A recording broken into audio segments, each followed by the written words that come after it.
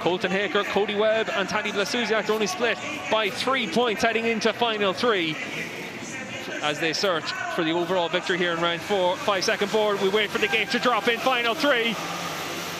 The gate drops and it looks like Blasuziak's made the best start. Colton Haker, though, on that number 10, gets through into second spot. The championship leader just behind Tadej Blasuziak.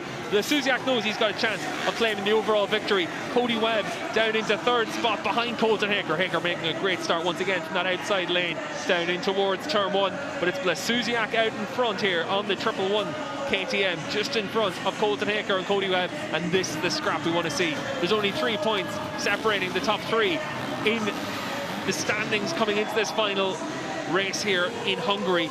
3 points separating from the overall victory. It's a winner takes all. Whoever wins this race will be able to claim the overall victory. Blasuziak's out in front at the moment. Haker on the red plate at number 10 is the championship leader. Cody Webb on the 1 plate is the reigning world champion. And all 3 of these riders know that it's all about being able to get through the traffic cleanly in the course of this moto. Blasuziak through the fire pit and the rock pit. Cody Webb, though, looks like he's the fastest rider in this trio, and he's been able to close right up on Colton Haker. We saw Haker through the matrix really strong in final 2. There's only 1.5 seconds separating the top 3 as they come through here. And they're down towards the log turn, lap traffic getting out of the way. That looks like it's Kevin Gallas. Different lane choices through the rock section, and Colton Haker with a big run through the end of the rock section. Not quite close enough to try and make a move there on Tadej Blasuziak. All the riders taking that outside line through the sand. The sand running up nicely to allow them to take different lanes through that section. You can also have a couple of different lines through the matrix. That's exactly what we're seeing there. The gap was 1.5 seconds between Blasuziak and Cody Webb. It's now down to 1.1 seconds between the top 3. Blasuziak's under pressure out in front from Colton Haker on that number 10 machine. Look at how aggressive the riders are through that long turn into the rock section. Now you have the chance to come through the sand section. No one electing to take that tighter line over the log. They're all taking the wide berm. Nice and smooth into the matrix section. Will any of these riders make a mistake? That's all it's going to come down to. If you make a mistake, the other riders are going to pounce on it. You can go first to third if you're Tadej Blasuziak in an instant. You can see there once again, last time around, Cody Webb lost a couple of tenths of a second, but there's nothing to choose between these leading 3 riders. It looked like Webb and Haker came close to one another on the run down into that corner, and it looks like Haker lost a bit of ground through that section. You can see out in front, though, Tadej Blasuziak able to get through on that lap traffic. Lap traffic now just getting slightly in the way, forcing Colton Haker to take a different lane through that. Cody Webb has recovered on this lap, and Webb now right there with Colton Haker. Tadej Blasuziak on the 111 KTM out in front, the red plate of the championship leader. Colton Haker's second spot.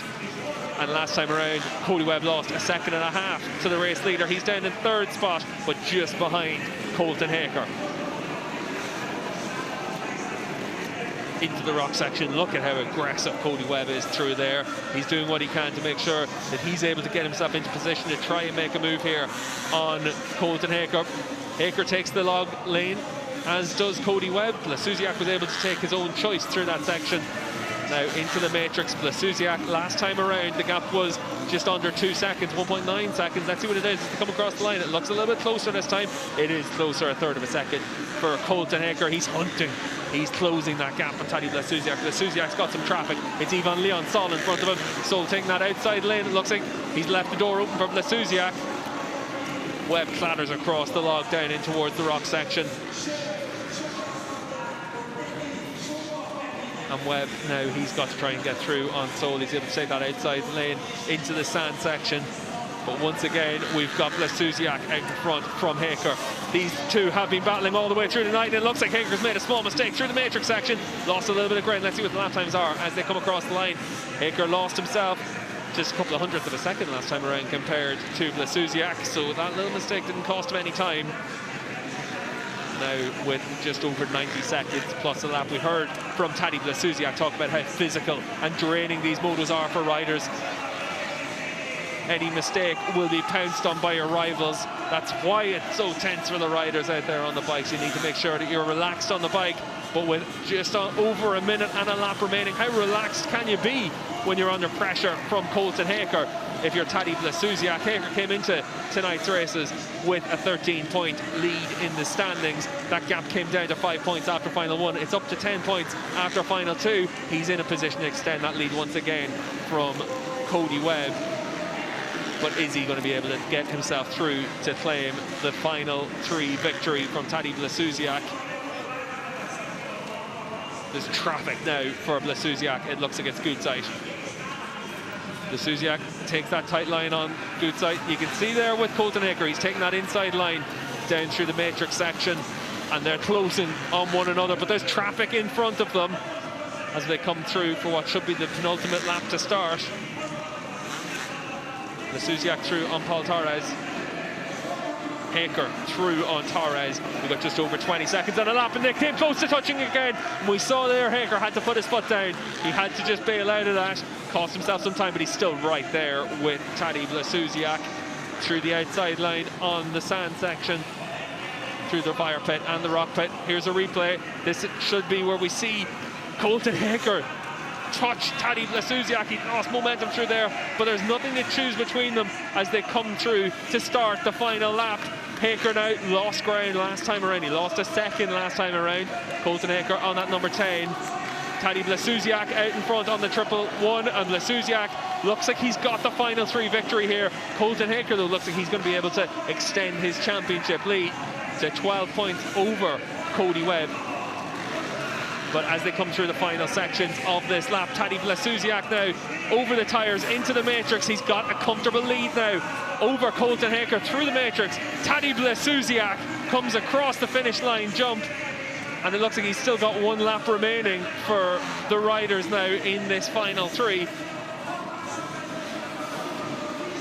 See the timing graphic saying the finish, but all these riders are pressing on. They didn't see a checkered flag. They're just seeing the +1 lap board now, and Tadej Blasuziak, he's still got that lead over Colton Haker. The gap between Haker and Cody Webb, it's stretched out to 13 seconds. Webb is in 3rd spot. He hasn't had the pace to match Tadej Blasuziak or Colton Haker tonight, but Tadej Blasuziak coming through the matrix section now. Bit of traffic in front of him, bundles his way through to the final 3 victory.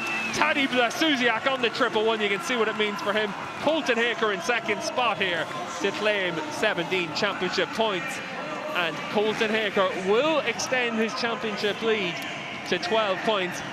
Cody Webb came into this round 13 points adrift. He leaves at 12 points behind Colton Haker, so he's managed to pull in a point with 1 round of the championship left on April 6th in Bilbao.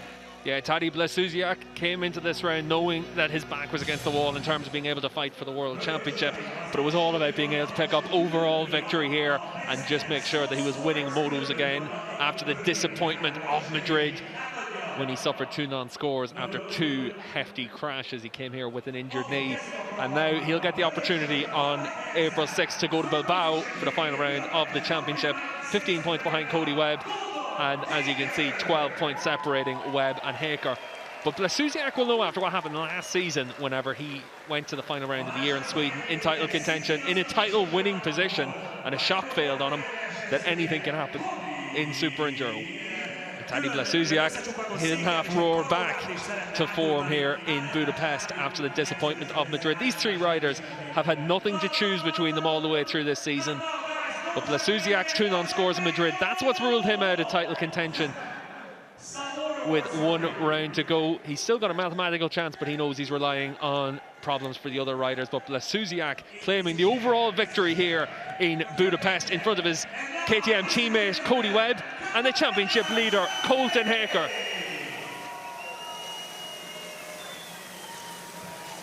The fireworks and confetti are raining down on the podium finishers, and once again we get to see just how good they've been over the course of this 2019 season. Nothing to choose between them here in Budapest, but it's Tadej Blasuziak claiming the victory here in Hungary. Colton Haker will go to the final round of the year still as the championship leader.